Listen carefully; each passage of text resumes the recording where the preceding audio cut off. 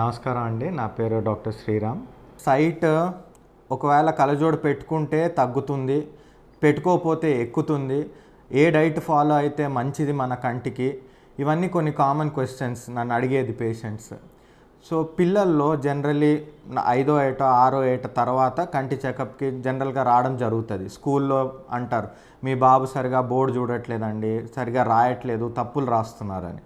అప్పుడు ఏంటంటే మనం చెక్ చేసి అబ్బాయి కళ్ళజోడు ఉంటే ఆ వయసు అంటే between 6 to 15 years of age, 6 నుంచి 15 నుంచి 16 వయసు వరకు కళ్ళజోడు పవర్ ఉంటే పెట్టుకుంటే పెరగకుండా ఉండే ఛాన్స్ ఉంటుంది. నంబర్ 1.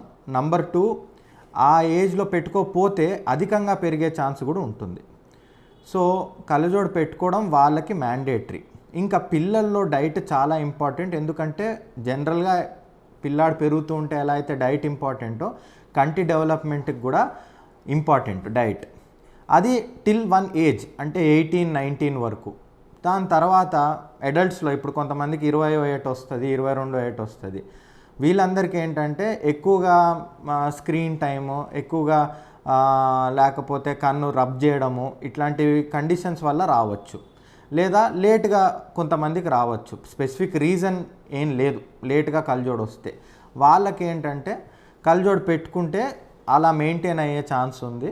అండ్ పెరగదు, చాలా రేర్గా 20-25 తర్వాత పెరుగుతుంది.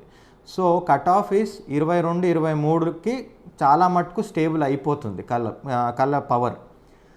నవ్వు 40 ఏట తర్వాత వచ్చేది చత్వారం ఆర్ దగ్గర చూపు. అది మెల్లిగా మీరు కళ్ళజోడు పెట్టుకున్నా పెట్టుకోకపోయినా పెరుగుతూ ఉంటుంది. కేవలం దగ్గరికి, దూరానికి ఆయనకు ఆవిడకు ముందరి నుంచి ఎలా ఉందో చూపు అలానే ఉంటుంది. అంటే ఏం కళ్ళజోడు లేకపోతే కళ్ళజోడు ఉండదు, ఆ పవర్ చాలా ఏళ్ళ నుంచి వాడుతూ ఉంటే అది కంటిన్యూ అవుతుంది, అదేం పెరగదు. కేవలం దగ్గర పవర్ పెరుగుతుంది, అది కూడా టిల్ 55 or 60. దాని తర్వాత అది కూడా స్టేబుల్ అయిపోతుంది. మీరు డైట్ మంచి డైట్ తీసుకున్నా తీసుకోపోయినా it doesn't matter, it doesn't affect that age group. Mainly diet అనేది ఎఫెక్ట్ చేసేది కేవలం పిల్లల కోసం. సో పిల్లలు కరెక్ట్గా న్యూట్రిషన్ తీసుకుని, స్క్రీన్ టైం తగ్గించుకుని, కళ్ళజోడు వేసుకుని, as per the doctor's advice వేసుకుని ఇయర్లీ చెకప్ చేస్తే వాళ్ళకి పెరగకుండా ఉంటుంది, అధికంగా అవ్వకుండా ఉంటుంది. ఇప్పుడు లేటెస్ట్గా ఇవన్నీ చేసినా పిల్లలకి పెరుగుతోంది సార్ అని అడుగుతారు. అదేంటంటే అది వాళ్ళ హైట్ పెరుగుతూ కొద్దీ కంటి పవర్ కూడా పెరుగుతూ ఉంటుంది.